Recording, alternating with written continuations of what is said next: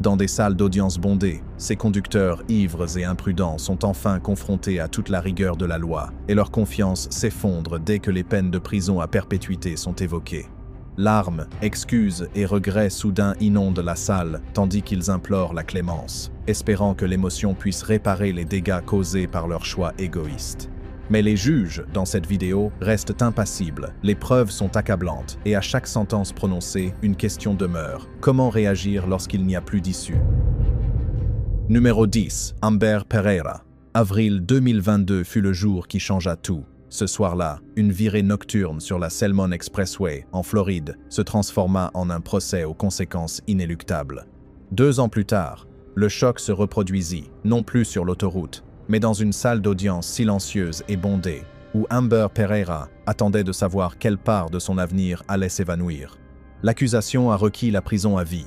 Même la défense, incapable de justifier la gravité de son crime, s'est contentée de plaider pour une peine fixe de 20 ans, invoquant la clémence. Mais l'affaire ne s'est pas arrêtée là. Le juge a réexaminé le comportement et l'état d'esprit de Pereira, rappelant à la cour qu'il ne s'agissait pas d'un simple moment d'inattention, mais d'une série de choix aux conséquences irréversibles. Chacun pressentait que le verdict serait complexe. L'affaire était grave, car l'acte de Pereira avait coûté la vie à 3 personnes et brisé une autre vie à jamais. Le tribunal est revenu sur la nuit de l'accident. Pereira conduisait en état d'ivresse lorsque sa voiture a percuté celle de la famille Filippic. Louise et Rita Filippic sont décédées sur le coup ainsi que leur fille de 8 ans, Georgia. Leur mort a été instantanée, définitive et irréversible. Une 3e voiture, conduite par Tracy Kelly, a également été percutée. Elle a survécu, mais à un prix terrible. Des douleurs chroniques, un traumatisme et une vie bouleversée à jamais. Le tribunal a entendu comment les séquelles de cette nuit-là la hantent encore, non plus comme un souvenir, mais comme une réalité quotidienne. Alors que l'émotion montait, le juge s'est penché sur le comportement de Pereira après l'accident. Le tribunal a conclu que son attitude révélait une préoccupation pour elle-même, plutôt que pour les personnes dont la vie s'effondrait autour d'elle. Ce détail était important. En matière de détermination de la peine, le comportement de la personne après le crime pèse souvent autant que le crime lui-même. Puis vint le verdict, 50 ans de prison. Pas la perpétuité à proprement parler, mais presque. Pour les familles des victimes, ce n'était pas une victoire, seulement la fin de l'attente. Numéro 9. Benny Duarte. En avril 2024, une longue et douloureuse attente prit fin dans un tribunal de Santa Ana. Ce jour-là, un juge prononça une peine de plus de 50 ans de prison à perpétuité contre un conducteur ivre dont les actes avaient coûté la vie à 3 jeunes. S'ensuivit un déferlement d'émotions qui faillit plonger la salle d'audience dans le chaos. Près de 2 ans auparavant, en 2022 à Huntington Beach, une soirée d'insouciance avait tourné au drame. La conductrice, Benny Duarte, alors âgée de 29 ans et originaire de San Clemente, avait pris le volant après avoir beaucoup bu, et ce, à 2 reprises au cours de la même soirée. Les enquêteurs ont confirmé par la suite que son taux d'alcoolémie était près de 3 fois supérieur à la limite légale. Sa voiture a percuté un autre véhicule, tuant sur le coup Brooke Hawley, 17 ans, Dylan Mack, 18 ans, et AJ Rossi, 17 ans. Fin 2023, un jury a rendu son verdict. Duarte a été reconnu coupable de 3 chefs d'accusation de meurtre, ainsi que de conduite en état d'ivresse. L'accusation a présenté une chronologie précise des faits. Des services de covoiturage étaient disponibles. Les avertissements concernant la conduite en état d'ivresse étaient largement connus. Et pourtant, la décision de prendre le volant a été prise. Le tribunal a entendu comment chaque décision s'était enchaînée à la précédente, formant une chaîne inextricable. La justice devait désormais déterminer la gravité de cette chaîne. Le moment le plus poignant fut celui du prononcé de la sentence en avril 2024. Les parents des victimes se tenaient à quelques pas seulement de la femme responsable. Pour la première fois depuis l'accident, ils se retrouvaient face à elle, dans la salle d'audience. Ils ont décrit des avenirs brisés, des chambres vides et des moments importants qui ne se réaliseraient jamais. La juge les a écoutés, pesant la profondeur de leur douleur face au fait du crime. Lorsque la sentence fut prononcée 51 ans à perpétuité, point de célébration, seulement des larmes. Le juge précisa que la peine ne résultait pas d'un simple accident, mais d'une série de décisions conscientes, ayant coûté tant de vies. Tandis que Duarte était emmené, les familles des victimes se consolaient mutuellement, les larmes coulant toujours sur leurs joues. Numéro 8. Jamie Lee Kamarowski. L'affaire Jamie Lee Kamarowski reste l'un des exemples les plus troublants de la conduite en état d'ivresse et de ses conséquences tragiques. Le soir du mariage de Samantha Miller, ce qui aurait dû être une fête paisible a viré au drame. Miller et son époux, Eric Hutchinson, circulaient en voiturette de golf lorsque le véhicule de Kamarowski les a percutés à une vitesse excessive. Les enquêteurs ont confirmé par la suite qu'elle roulait à environ 105 km/h dans une zone limitée à 40 km/h, un écart qui, à lui seul, constitue une négligence criminelle. Alors que les enquêteurs reconstituaient les instants précédant l'impact, un schéma d'imprudence extrême s'est dégagé. Les rapports de police ont révélé que Kamarowski avait consommé de l'alcool en grande quantité à plusieurs endroits plus tôt dans la soirée. Les images de vidéosurveillance et les témoignages l'ont placé au volant bien après qu'une personne raisonnable aurait choisi de ne pas conduire. Les données extraites des systèmes embarqués du véhicule n'ont révélé aucun freinage significatif avant la collision, ce qui indique un temps de réaction retardé ou une inattention totale. La violence du choc a instantanément détruit la voiturette de golf, ne laissant aucune chance à ses occupants. S'agissait-il d'une erreur soudaine ou de la conséquence inévitable de comportements dangereux répétés? La scène qui suivit fut chaotique et bouleversante. Les premiers intervenants décrivirent une route jonchée de débris provenant des festivités de mariage, désormais transformée en scène de crime. Samantha Miller fut déclarée morte sur place, encore vêtue de sa robe de mariée. Eric Hutchinson, grièvement blessé, fut hospitalisé pendant des semaines et commença son mariage dans un service de traumatologie au lieu de partir en lune de miel. Le contraste entre la joie et la tragédie devint un thème central, souligné plus tard au tribunal.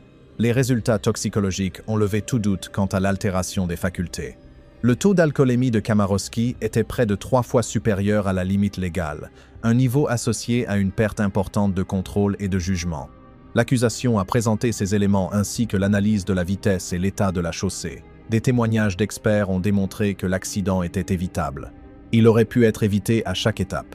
Les chefs d'accusation reflétaient cette gravité, notamment la conduite en état d'ivresse ayant entraîné la mort et des blessures graves, des infractions passibles de peines d'emprisonnement importantes. Au tribunal, les proches de Miller ont décrit les séquelles durables de cette nuit tragique. Ils ont évoqué un avenir rempli de moments importants qui ne se réaliseraient jamais, tandis que les rapports médicaux détaillaient les blessures d'Hutchinson, révélant des dommages physiques et psychologiques permanents.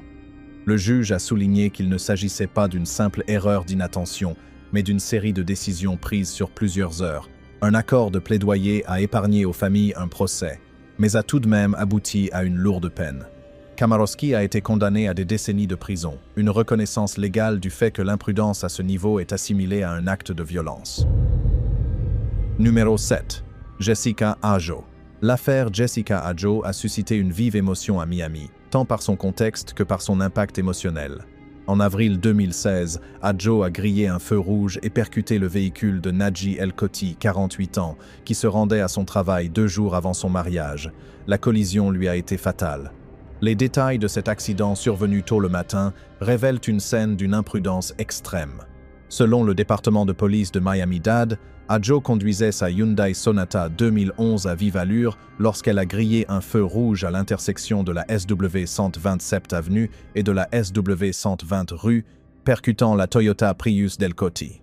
Le choc a été si violent que les 2 véhicules ont continué leur course et ont heurté une 3e voiture arrêtée à proximité, transformant un tragique accident entre 2 véhicules en un carambolage. Les secours ont héliporté El-Koti au centre de traumatologie régionale de Kendall, mais il a succombé à ses blessures. Adjo et le conducteur du 3e véhicule ont été légèrement blessés. Les enquêteurs ont soupçonné une conduite sous influence presque immédiatement. Des analyses sanguines effectuées peu après l'accident ont révélé un taux d'alcoolémie d'Adjo près de 3 fois supérieur à la limite légale et un test ultérieur a confirmé la présence de cocaïne dans son organisme, ce qui a aggravé la suspicion de négligence grave au volant. Outre l'accusation d'homicide involontaire par conduite sous influence, la police l'a également inculpé d'homicide involontaire par véhicule, de conduite dangereuse, de conduite sous influence ayant entraîné des blessures graves et de possession de cocaïne. Lors du procès pénal qui s'ensuivit, l'accusation constitua un dossier solide, s'appuyant sur les images des caméras de circulation, les analyses toxicologiques et les experts en reconstitution d'accidents, qui ont reconstitué le déroulement des événements de cette nuit tragique. Les avocats de la défense envisagèrent d'abord de plaider la clémence, invoquant les problèmes d'addiction de leur cliente et ses remords exprimés. Malgré cela, les preuves ne leur laissaient que peu d'options stratégiques, Ajo risquant de longues années de prison. Lorsque l'affaire a été portée devant les tribunaux, le bilan humain est devenu inévitable. La veuve d'El Koti, Jihan Haidar, a livré un témoignage poignant décrivant le cruel retournement de situation. Les fleurs choisies pour leur mariage avaient été déposées à ses funérailles. Elle a évoqué les moments qui ne viendraient jamais, anniversaire, anniversaire de mariage, enfant et le vide immense laissé dans sa vie. D'autres témoins, parmi lesquels des amis et des membres de la famille des deux parties, ont présenté des versions contrastées. Certains ont souligné les remords d'Ajo et ses efforts de rédemption, tandis que d'autres ont insisté sur le fait que la jeunesse n'excusait en rien un tel mépris flagrant pour la sécurité.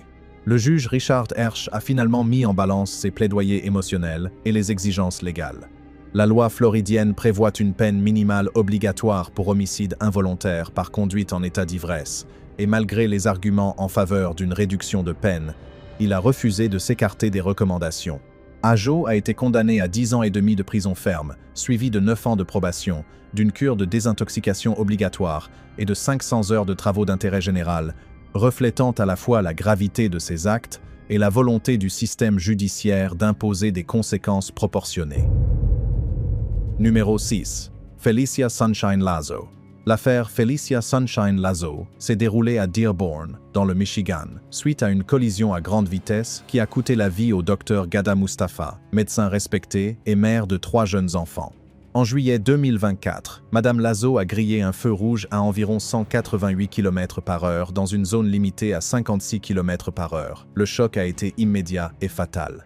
Les enquêteurs ont reconstitué l'accident à partir des données des feux de circulation, de l'analyse des dommages matériels et des enregistreurs de données d'événements.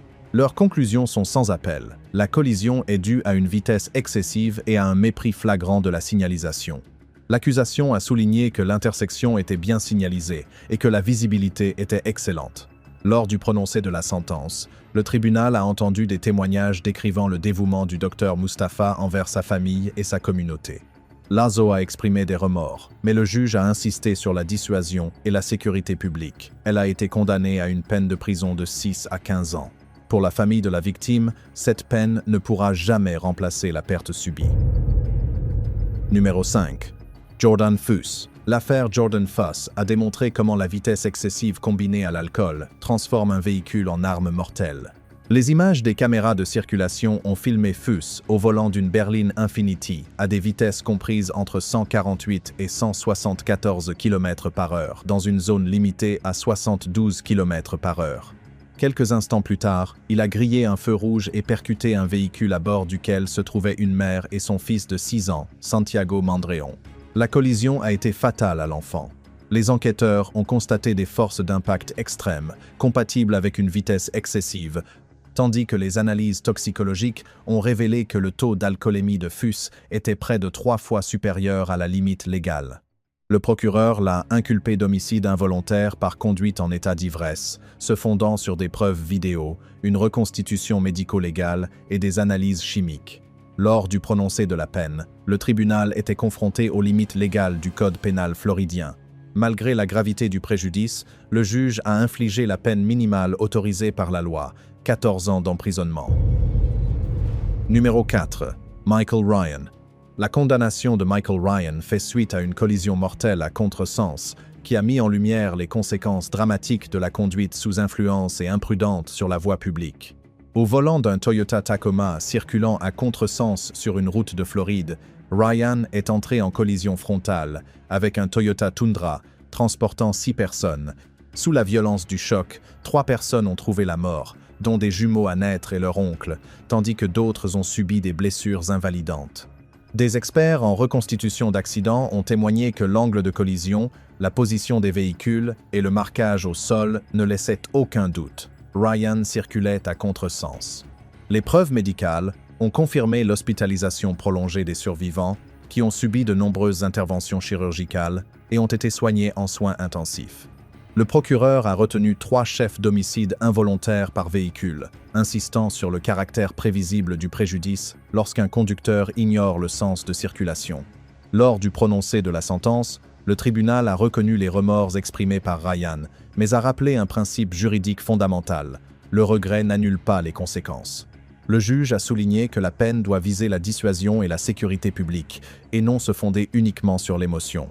Ryan a été condamné à 41 ans de prison, une peine à la hauteur de la gravité de la perte. Lorsqu'une seule décision enfreint toutes les règles de la route, quelle clémence la loi peut-elle encore accorder? Numéro 3. Jennifer Xavier. L'affaire Jennifer Xavier se distinguait des autres par un point crucial. Elle impliquait non seulement la conduite en état d'ivresse, mais aussi l'abandon du véhicule.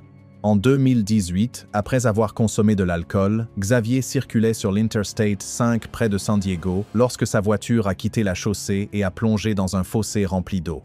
À bord se trouvait sa meilleure amie, Sydney Waller, âgée de 21 ans.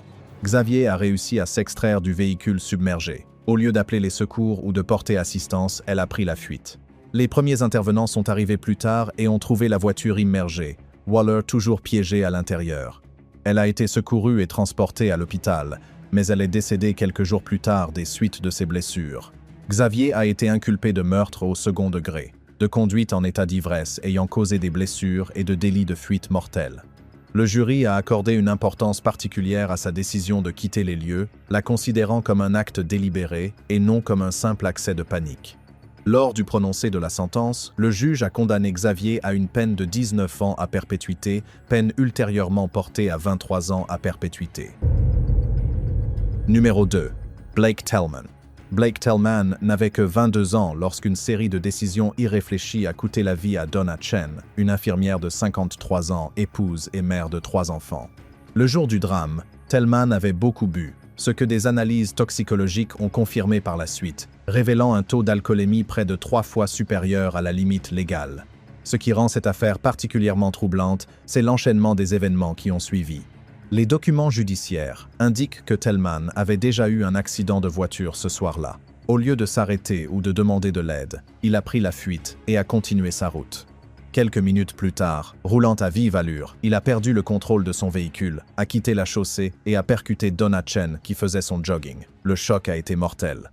Lors du prononcé de la sentence, l'accusation a insisté sur le fait qu'il ne s'agissait pas d'une erreur isolée, mais d'une série de choix délibérés. La défense a mis en avant les remords de Tellman et l'absence d'antécédents de violence. Le juge a pris acte de ses excuses, mais a insisté sur sa responsabilité. Tellman a été condamné à 15 ans de prison, suivi de 5 ans de mise à l'épreuve. Numéro 1. Taylor Moyes. La condamnation de Taylor Moyes fait suite à l'un des cas d'excès de vitesse les plus extrêmes jamais présentés devant un tribunal de Floride pour conduite en état d'ivresse. Les enquêteurs ont établi que Moyes roulait à environ 175 km/h dans une zone limitée à 56 km/h lorsque son véhicule a percuté le cycliste Joshua Kidd à Tampa. Cette vitesse excessive ne lui laissait aucune chance de survie. Les experts en accident se sont appuyés sur les données du véhicule, les mesures de la chaussée et les calculs d'impact pour établir la vitesse. Les analyses toxicologiques ont confirmé l'état d'ivresse du conducteur au moment de la collision. L'accusation a soutenu que l'association de l'ivresse et de la vitesse excessive constituait un homicide involontaire par conduite en état d'ivresse, soulignant que le danger était manifeste bien avant l'impact. Lors du prononcé de la sentence, le témoignage poignant de la famille de la victime a mis en lumière la gravité du crime, la perte d'un fils, d'un frère et d'un avenir. Moyes a visiblement souffert lorsque le tribunal a examiné les conclusions du médecin légiste et les dommages permanents causés. Le juge l'a condamné à 12 ans de prison, suivi de 11 ans de mise à l'épreuve. Cette affaire soulève une question glaçante. Lorsque la vitesse atteint un tel niveau, s'agit-il d'imprudence ou d'un pari délibéré avec des vies humaines?